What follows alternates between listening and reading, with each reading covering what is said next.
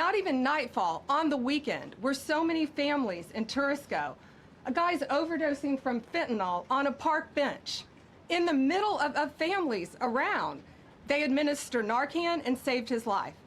No more of that. The President of the United States is going to clean up D.C., and we're going to be there to help him, and we're going to be successful. Thank you. Thank you, Pam. Cash, talk about Northern Virginia, if you will. Northern Virginia, we had a big success. Thank you, Mr. President. Thank you, Attorney General Bondi, for your leadership, Deputy Attorney General, and the rest of our interagency partners. Mr. President, the following is what happens when you let good cops be cops, and I just want to highlight that before I get into Northern Virginia. This year alone, under President Trump's administration, we've had over 4,000 child victims identified and found. That's a 33% increase from the same time period last year. 33% increase.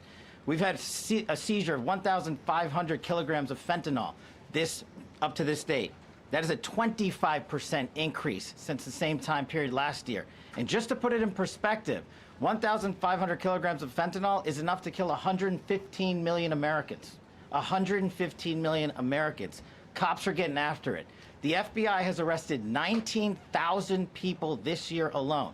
Thanks to President Trump's administrations, that's double than where we were this time last year. And we have also arrested 1,600 people who have committed violent acts against children. 270 of them are human traffickers of children. Mr. President, this is what happens when you have great leadership at the Attorney General with Pam Bondi, your administration's priority of protecting the homeland and protecting American citizens and protecting our children, and the murder rates are plummeting. We are now able to report that the murder rate is on track to be the lowest in U.S. history, in modern recorded U.S. history, thanks to this team behind me and President Trump's priorities.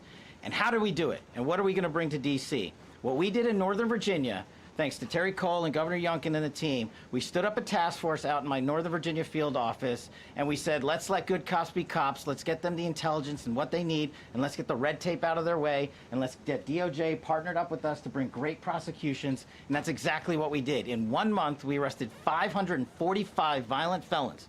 545 in the state of Virginia, thanks to Governor Youngkin's partnership. And that simplicity in law enforcement is what's coming to Washington, D.C. When you let good cops be cops, when you give them the intel they need, when you work with our Homeland Security Task Force, when you work with Terry and Gaddy and I go way back to Miami, these guys are great leaders of the respective departments and law enforcement capacities. And when you have the DOJ and President Trump driving behind this mission, we are going to clean up Washington, D.C., and we're going to do it the right way, the lawful way, and we're going to make sure Washington, D.C. is safe again. Thank you, Mr. President. Thank you, Attorney General. Thank you very much. Good job. Thank you, Cash. So the process begins right now. It actually started over the weekend, and we confronted a lot of very bad people. But it's going to be something that will be pretty amazing to you as you watch it. And I think most of you say it's a beautiful thing to do it right. We're going to be removing homeless encampments from all over our parks, our beautiful, beautiful parks, which now a lot of people can't walk on. They're very dirty, got a lot of problems.